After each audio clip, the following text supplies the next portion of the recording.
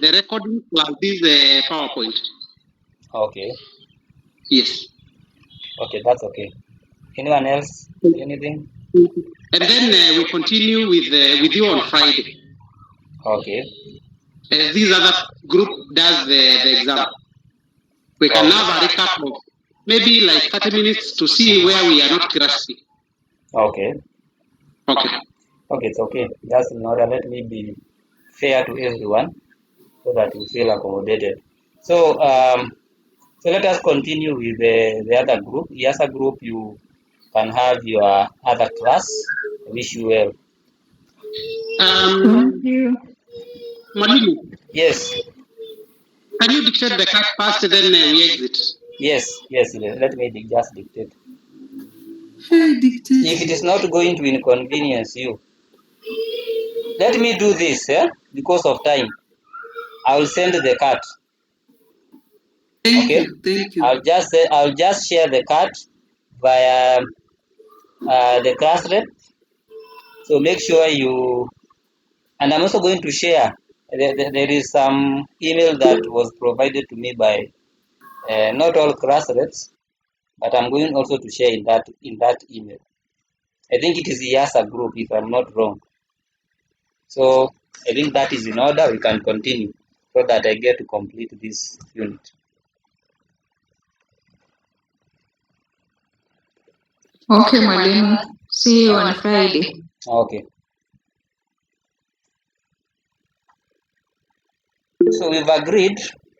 Let me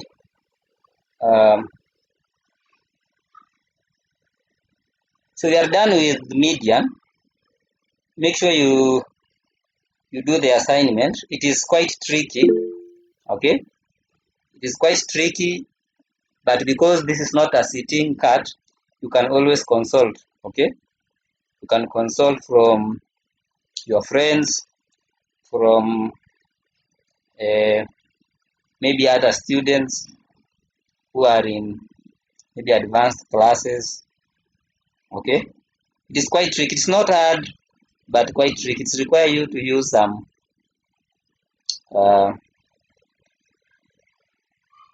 information on CF, cumulative frequency, and median, and the middle value, and what we call this median class. You are required to use all this information, which you all know, okay, to get the median. But the trick is, when you'll be computing the cumulative frequency, you are going to notice there is a row whereby you've not been provided with frequency. Instead, they have provided you with X. So what do? You just add that number to X because you don't know what X is. Okay? So it means that in your cumulative frequency column, you'll have plus X plus X. Then, in another row, there is Y. So it means in your cumulative frequency column, there will be a number plus X plus Y. Okay? And that gives you, at the end of the day, that should give you a total of 400. So the trick here is to identify or to get the value of X and the value for Y. Are you together? So I'm going to share the question with you, and I know you people are going to try. It's not hard. It's not hard. I know it's not hard. When you now start doing it, it's not hard. So let us do mod. And this one is very simple. I don't intend to use a lot of my time here.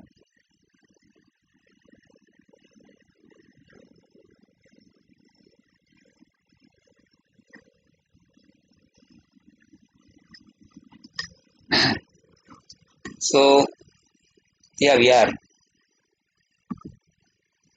So mod, as you know, is the highest frequency. Okay, so if you have grouped data, the class that has the highest number, okay, what we normally refer to as frequency, okay, that class will be deemed to have the value appearing the most in that data series. Okay, so just like in the median, the first thing you do in a grouped data for mode is to identify the model class. Here we call that class model class. Okay, and then from there you apply this formula. So I'm going to give you 1 or 2 minutes to write this formula down. And I know there are so many formulas outside there, but use mine. Okay, use mine because I'm the one taking you through this class. Don't bring foreign formulas.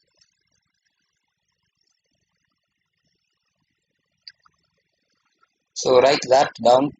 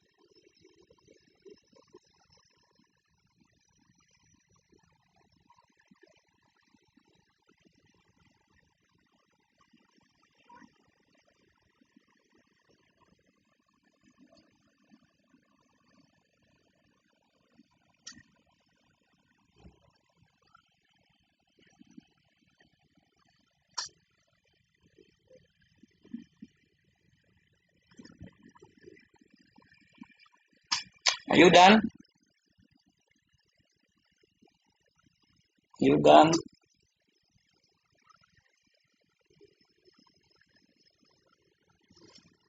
Let me know when you are done.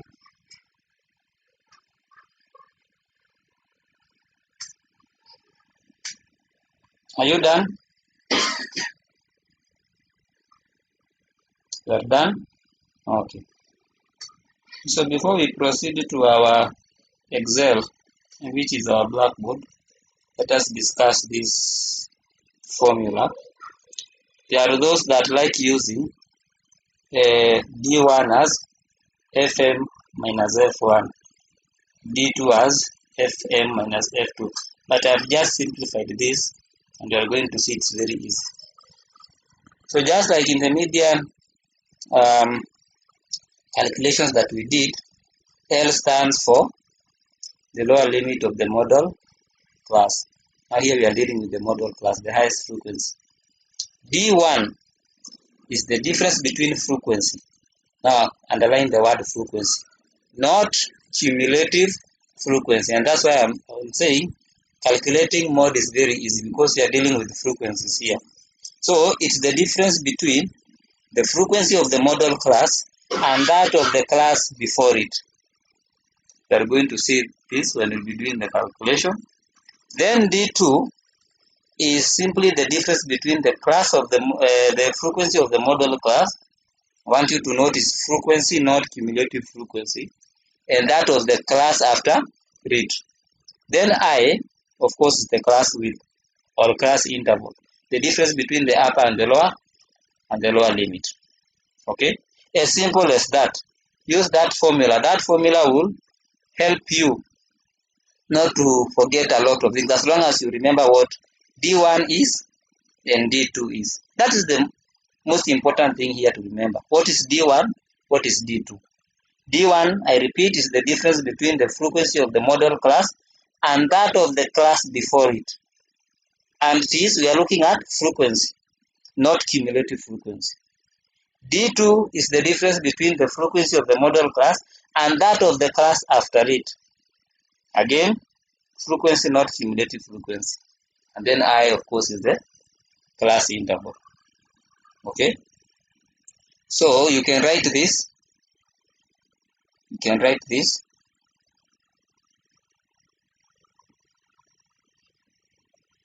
You can write that. When you are done, you tell me.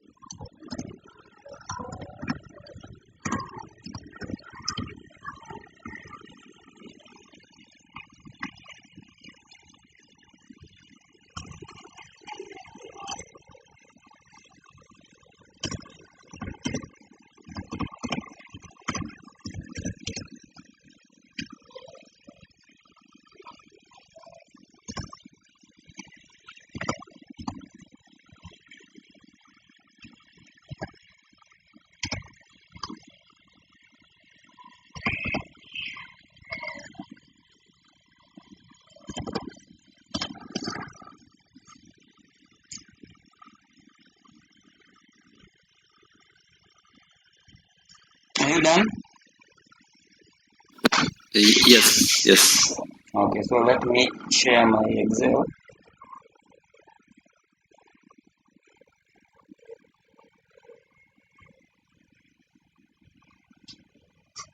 So I'm going to share Microsoft Excel.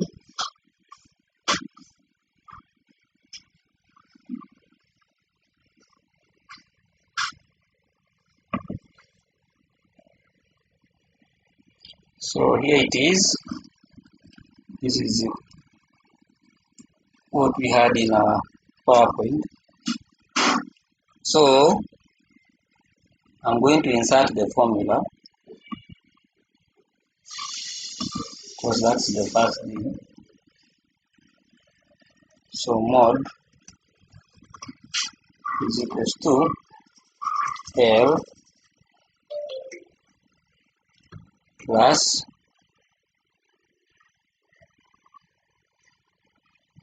we said D1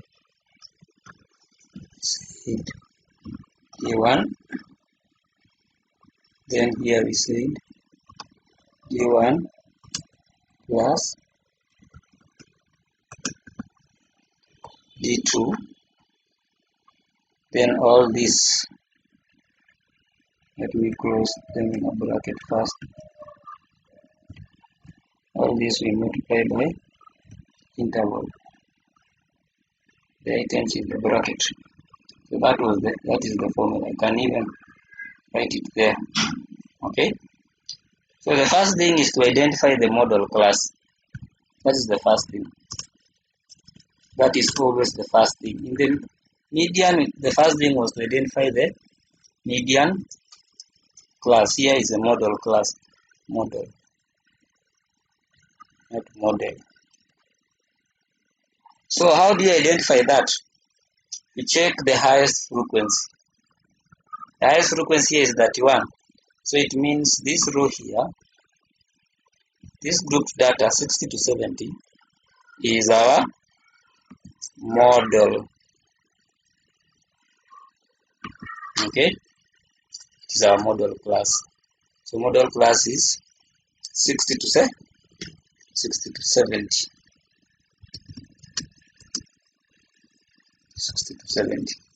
Okay, so L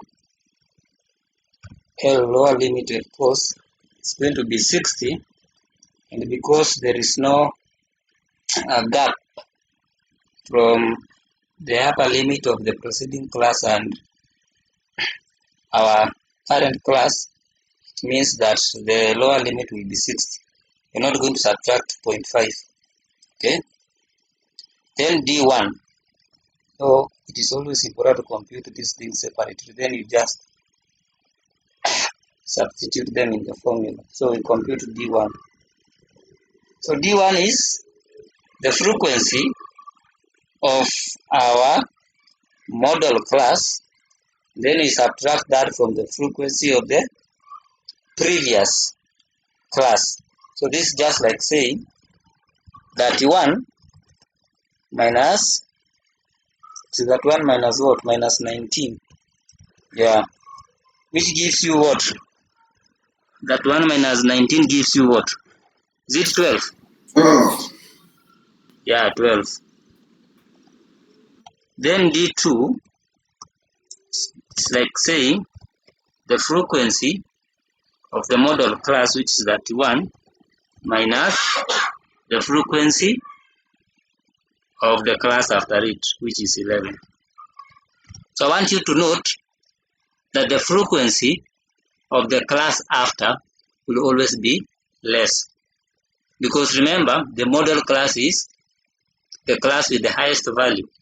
Okay, so that 1 minus 11 is what? Is it 20? Yeah, 20. So you can substitute this in the formula. Yes. You can substitute this in the formula. So there we have 60. D1 we have what? D1 was 12. Yeah, 12. Then you have 12 there. So D2 is 20. Class interval, that one is very easy. 10, and for most of this question is always 10. So what you do, you begin with the values in the bracket. 12 over 32 multiplied by 10. Whatever you get, you add that to what? To 60. Remember, the value you get should always be between 60 and 70. Because when you are identifying the model class, it meant that the mod is between 60 and 70. So the value you get should always. The same case applies to median. The values that you get should always be between the values in that class, either mod or median. So what do you get here?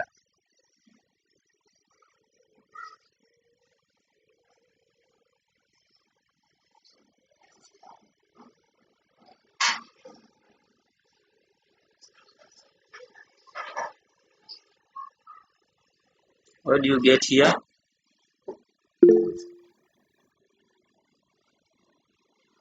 $63.75. Sharon, you are saying something? $63.75. I don't have the answer, so I'm relying on what you are going to provide. 63.75. Did the rest of the members get this? Yes.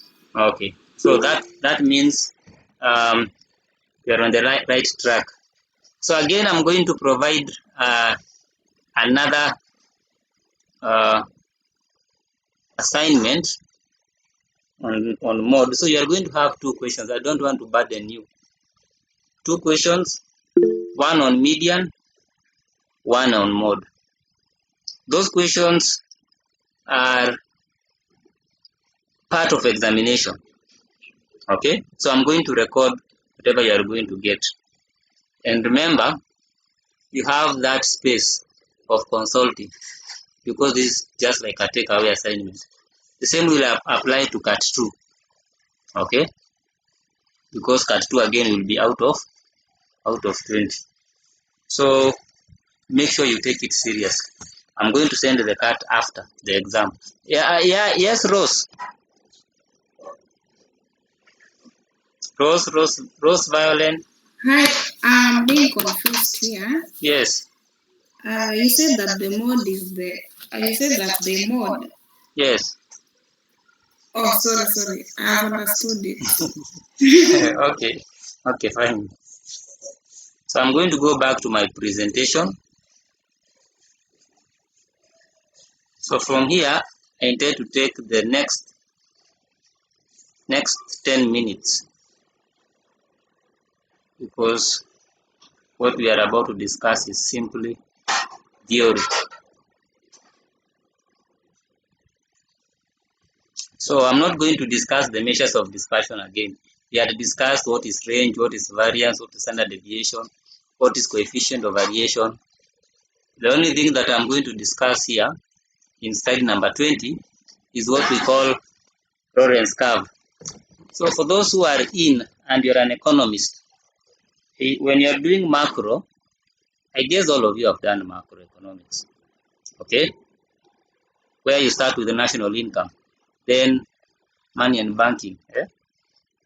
So when you're doing macroeconomics, before you discuss Keynesian, there is always a problem that everyone is going to raise as an economist, especially when you are differentiating between economic growth and economic development.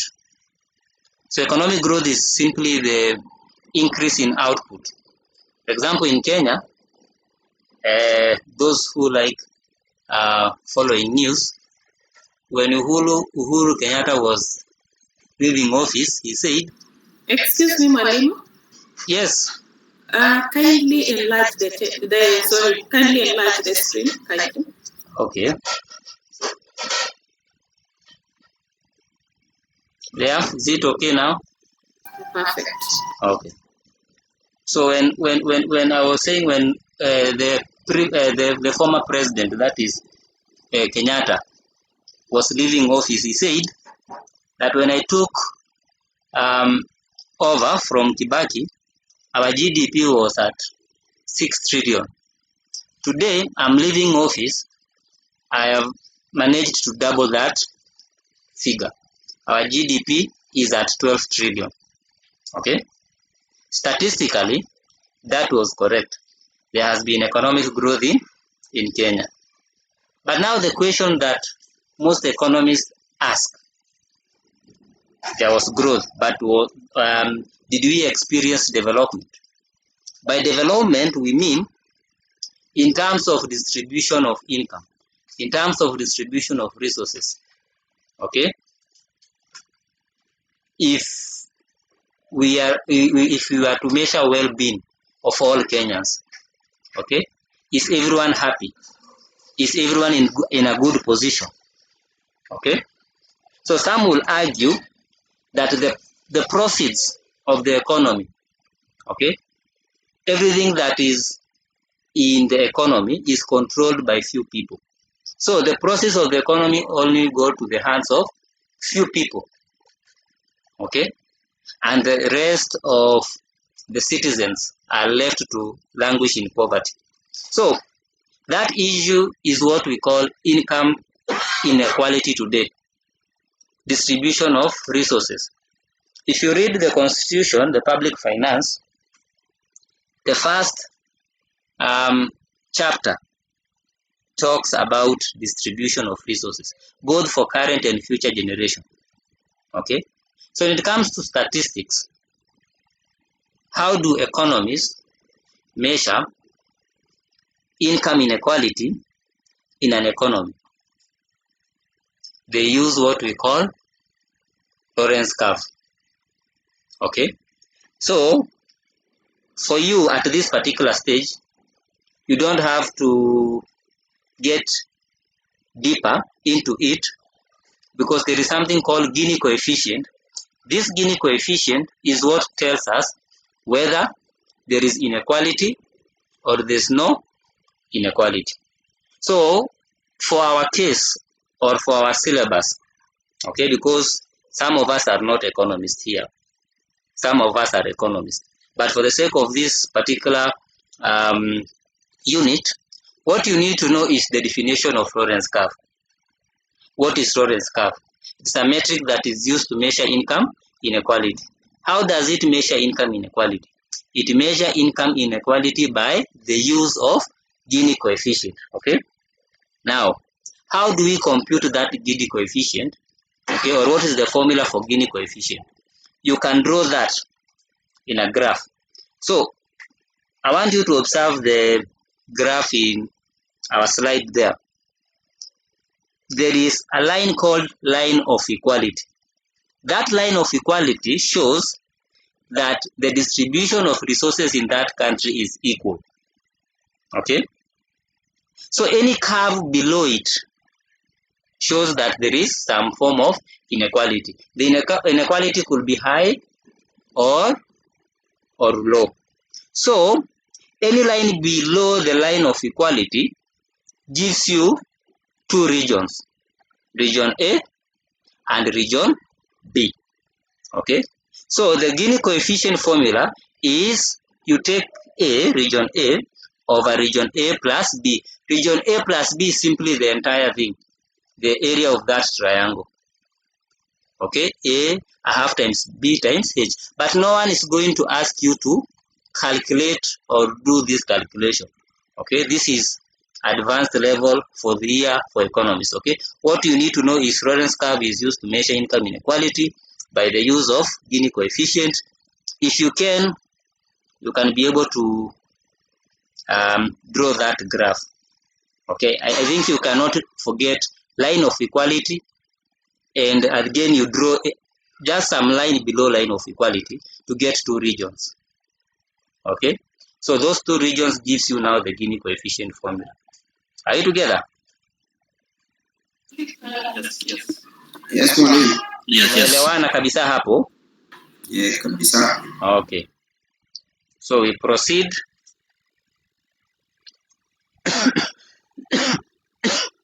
Now this is our last item of discussion. Skewness and kurtosis.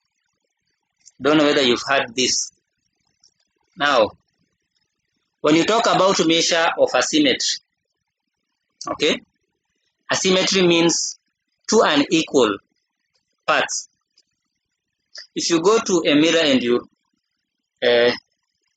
look at the mirror, you expect that the mirror is going to give you your real self.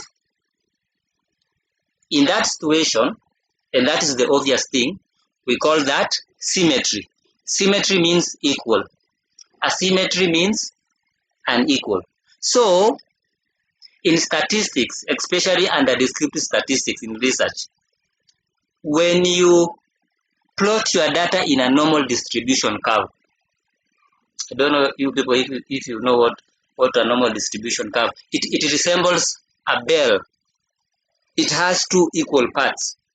Okay, so when you conduct a research or when you have data that you've collected, the expectation is that data will be normal.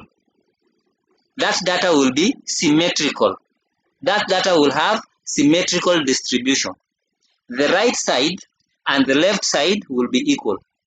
For example, today, if you take a bell, you invert a bell, and then you cut that bell by half, you expect the halves to be equal.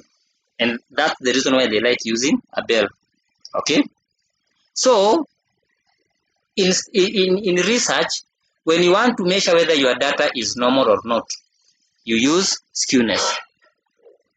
If your data, okay, if the distribution is skewed to the right, okay, we say that it has a positive skewness. If your data is skewed to the left, after measuring it using skewness, there are some formulas for skewness, but we are not going to discuss that, okay? So we say negative skewness.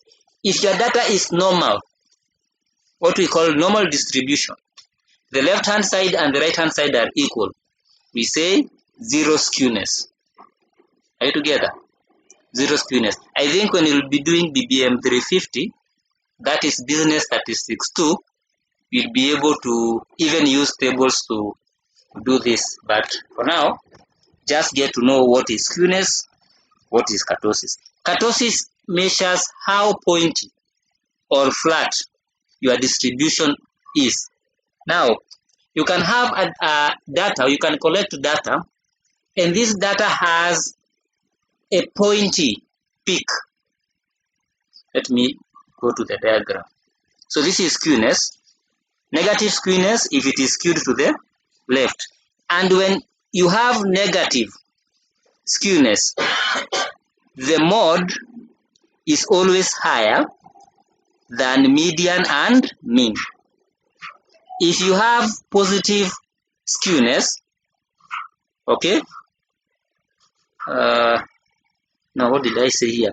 If you have negative skewness, mean is less than median and median is less than mode. If you have positive skewness, mean is higher than median, okay, and median is higher than mode, because we are looking at the x-axis, the values at the x-axis. If you look at the value of the x-axis, the value for mean is higher than the value for median and the value for mode. For negative skewness, you can see the value for mean is less because it is close to 0, okay, compared to the value for median and mode.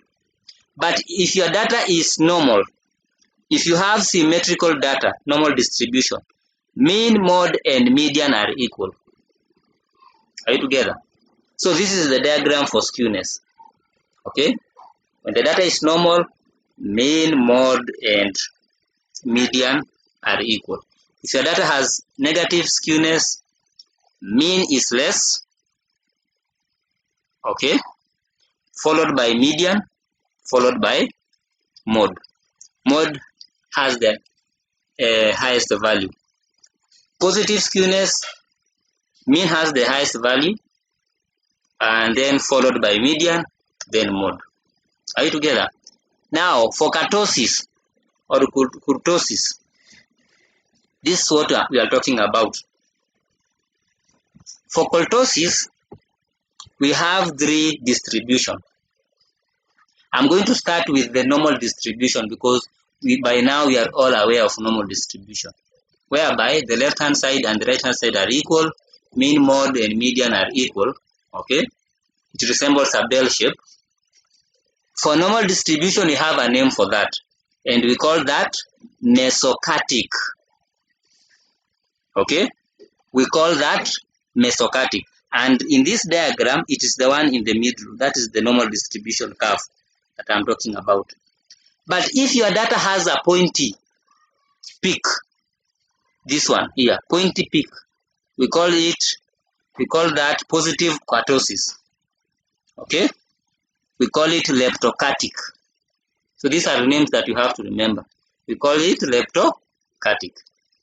If your data has a flat or a distribution that resembles the back of the plate, remember, if you invert a plate will always have a flat surface. So we call that platykurtic. At least you can remember the word platykurtic. I think I didn't finish writing kurtic, but you can remember. Flat peak, platykurtic. Sharp or pointy peak, leptokurtic. Normal distribution, mesokurtic. These are the formulas for skewness, formulas for kurtosis, but for now, I'm going to tell you to ignore. Okay, but for another group, you can always compute. Are you together? So any question, I'm done. Any question? We are okay? Yes. Yes, just like that, we are done. So I'm done with that topic. So in our next class, we are going to have another topic. Emmanuel. Good evening, Mwalimu. Yes, good evening. For my side, I didn't receive the note. I cannot hear you. I'm saying. Yes.